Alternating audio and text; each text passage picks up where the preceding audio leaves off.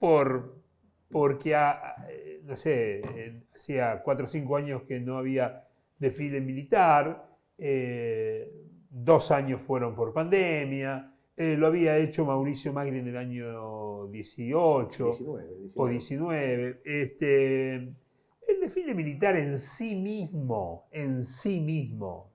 no dice nada. En sí mismo, cuando éramos chicos íbamos a los desfiles militares, en sí mismo no dice nada. Lo que pasa es que ver con el contenido y digamos, la El contexto, ¿no? farandulización que se hace de eso y efectivamente asistencias que se sienten muy representados por Milei y por la vicepresidenta de la Nación, diría yo más por la vicepresidenta o tanto como Milei.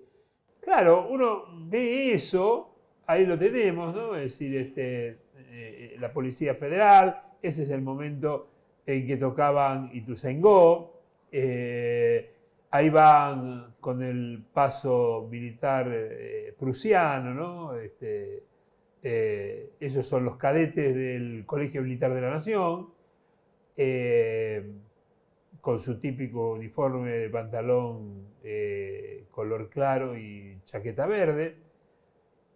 Ahí pasan los... No, pero me parece, Cacho, mientras vemos las imágenes, detenernos en esto que decía, que decías recién, ¿no?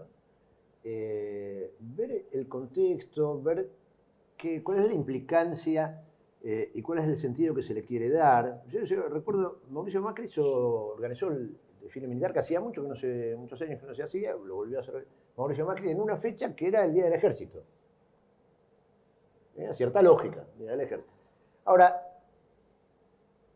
pretender apropiarse de la independencia como un hecho solo protagonizado por las Fuerzas Armadas, bueno, ya te da un perfil, ¿no?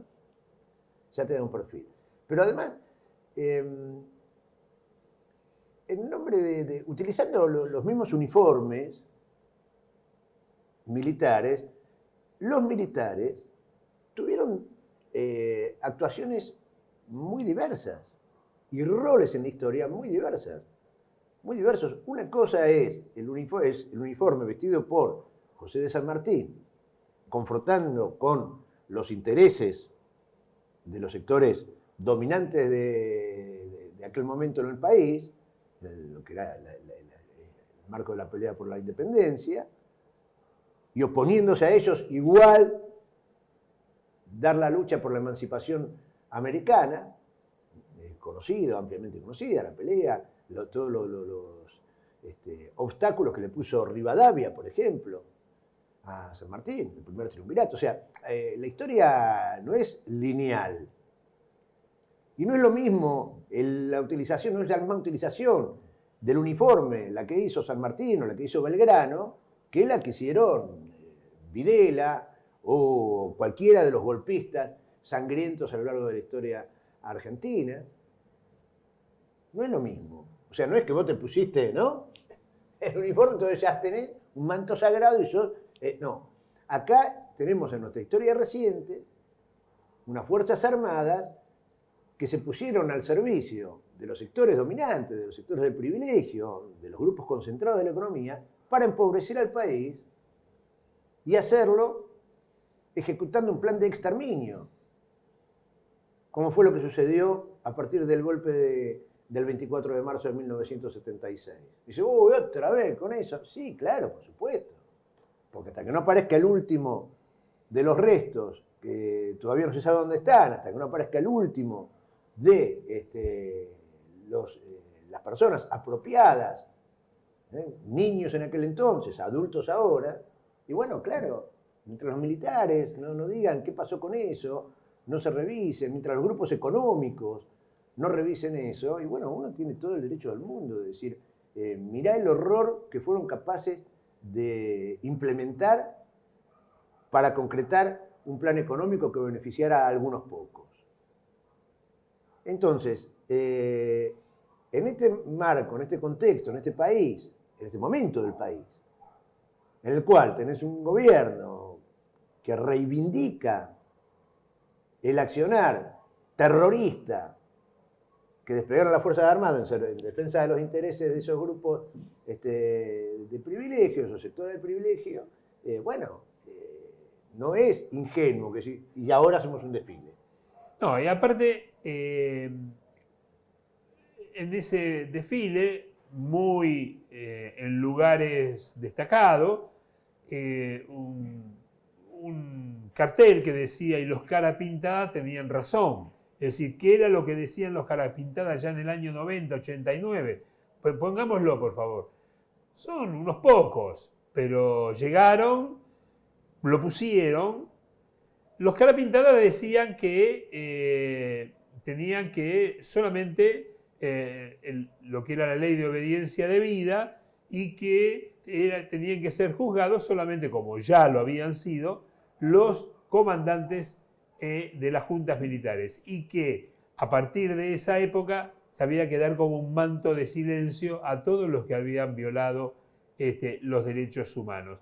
Eso era Aldo Rico, esos eran algunos héroes. Cuando Alfonsín dijo, hablé con los héroes, con muchos héroes de la guerra de Malvinas, no dejaba de tener razón. Habían estado. No sé si muchos, por ejemplo, Zaineldin sí había sido un combatiente. Aldo Rico, no sé, creo que también. Pero muchos otros también lo eran. Pero poner eso, ¿no? Eso es realmente una provocación. Y aparte, pero déjame, perdón, ahora vamos al otro, pero déjame que detengámonos en lo del cartel, por dos situaciones. Una, hubo mucha discusión respecto de si iban a marchar o no los excombatientes de Malvinas. Sí. Que le dijeron, bueno, que al principio, pero que marcharan rápido, que esto.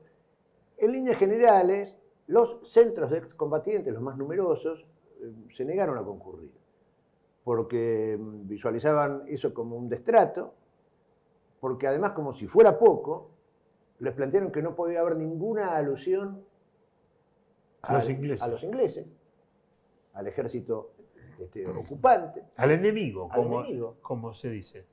Al enemigo, no podía hacer ninguna alusión al enemigo. Y muchos excombatientes no marcharon.